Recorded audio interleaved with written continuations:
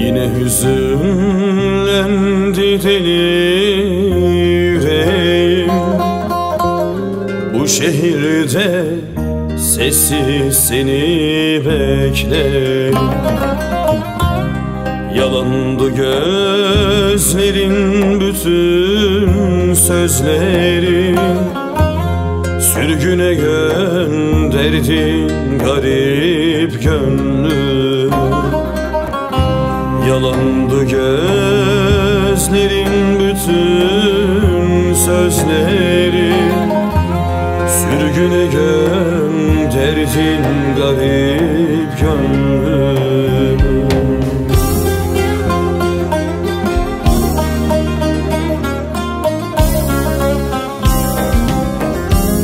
Yüreğimin sonsuz yüce sevdası.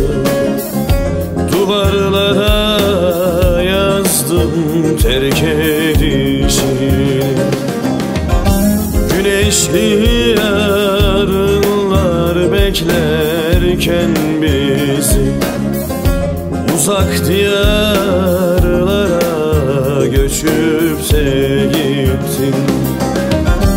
Güneşli yarınlar beklerken bizi kırlangıçlar gibi göçüp de gittin. Evet, gittim.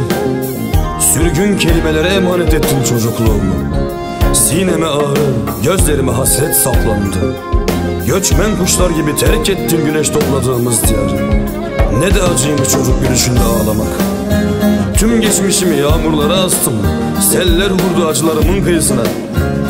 Ben zamansız uzaklıktan korkarken düşlerine misafir olduğum yüreğine susadım. Ve kendimi çocukluğumun başkenti olan sana bıraktım. Sana bıraktım, sana. Geceler uzadı yokluğum cefa. Yıldızlar ağladı gece mehtapta. Soğuk yeller esti gönlüm ayazda.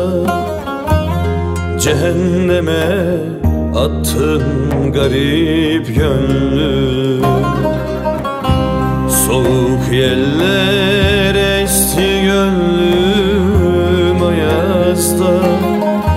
Cehenneme attın garip gönlüm.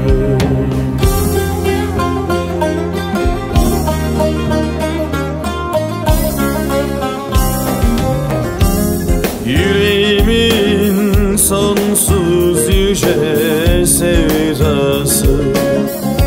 Duvarlara yazdım terk edişini.